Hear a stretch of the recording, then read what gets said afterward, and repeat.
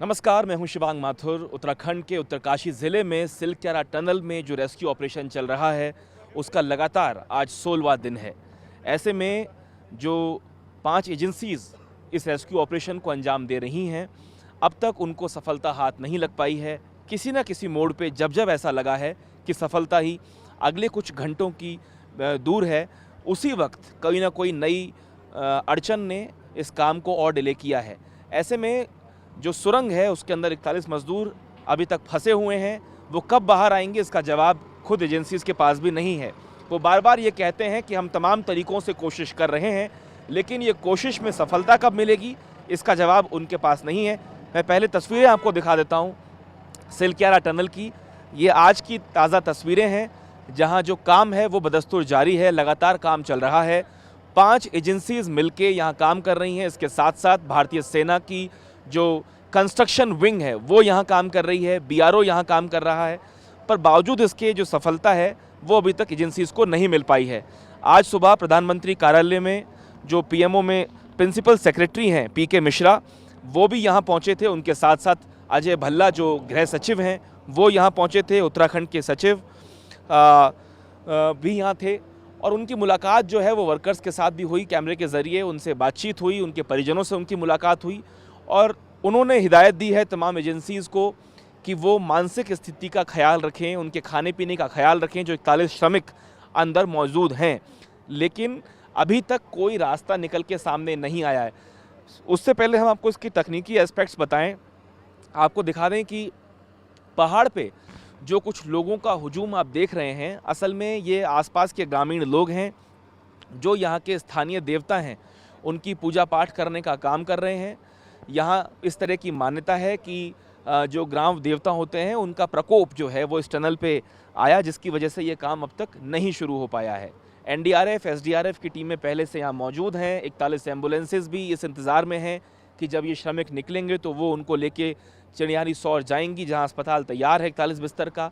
अब तकनीकी स्तर पर अगर हम बात करें तो 4 से 5 इस तरह की बातें हैं जो निकल के सामने आई हैं। पहली, जो प्लान ए था कि इस टनल के भीतर जो एक सुरंग बनाई गई है पाइपों की, उसके थ्रू एनडीआरएफ के जवान जाएंगे और जो श्रमिक फंसे हुए हैं उनको लेके वो बाहर आने का काम करेंगे, जो कि अभी तक सक्सेसफुल नहीं हो पाया है क्योंकि उसमें जो अमेरिकन ऑगर मशीन थी उसकी जो ब्लेड्स थी वो टूट गई, उसका हेड फंस गया। अभी तक वही काम चल रहा है कि ब्लेड्स को तो निकाल लिया गया है, बेंड्स को निकाल लिया गया है, लेकिन जो उसका हेड है वो फंसा हुआ है।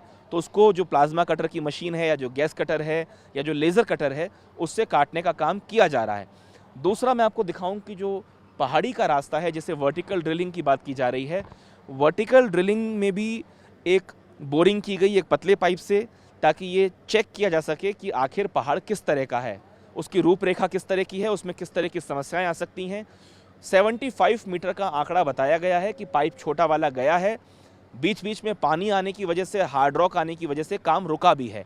उसके साथ साथ 36 मीटर का काम हो चुका है। जो बड़ा मशीन है, जो बड़ा वर्टिकल ड्रिल कर रहा है, वो 36 मीटर कर चुका है। 86 मीटर उसको जाना है।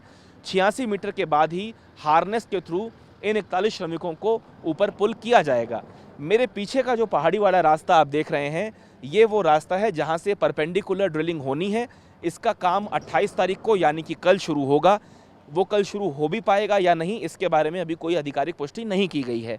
चौथा, जो इस पहाड़ी के पीछे जहाँ ये टनल ख़त्म होगी, जो बरकोट का रास्ता है, वहाँ से, जो कि यहाँ से लगभग करीब 1-1.25 घंटे का रास्ता है, वहाँ से भी ब्लास्टिंग की जा रही है, लेकिन वो 480 यानी कि 483 मीटर तक ब्लास्टिंग की जाएगी। उसके बाद ही सफलता हाथ लग पाएगी। वो मात्र 15 से 20 मीटर तक ब्लास्टिंग हो पाई है।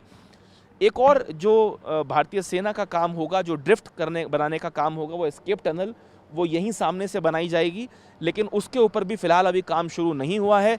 उसका जो सामान है, तकनीकी सामान जो होता है, जो मेटल के फ्रेम्स होते हैं, वो यहाँ पहुँच चुके हैं। वो सीमेंट और मेटल के फ्रेम्स होते हैं और पहले कटाई होती है, कटाई के बाद वो फ्रेम को फिट किया जाता है। वो काफ़ी स्लो प्रोसेस है, लेकिन वो सफल प्रोसेस है, लेकिन वो शुरू नहीं किया है।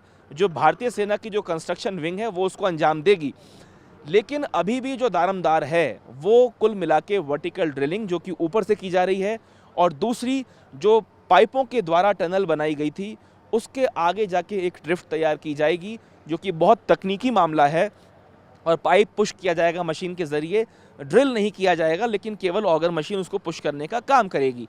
कुल मिला के अगर इसको सरल भाषा में समझा जाए तो अभी जो रेस्क्यू ऑपरेशन है वो बहुत ज़्यादा आगे बढ़ने के बावजूद भी कहीं ना कहीं पीछे ही खड़ा हुआ है, और जो उम्मीदें हैं तमाम एजेंसीज़ को वो ये कि किसी न किसी रास्ते से वो इन 41 श्रमिकों को बाहर निकाले।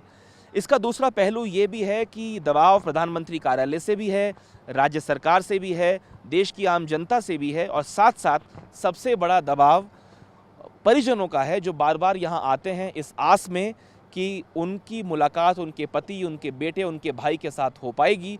लेकिन समस्या ये है कि जवाब अभी तक किसी के पास नहीं है।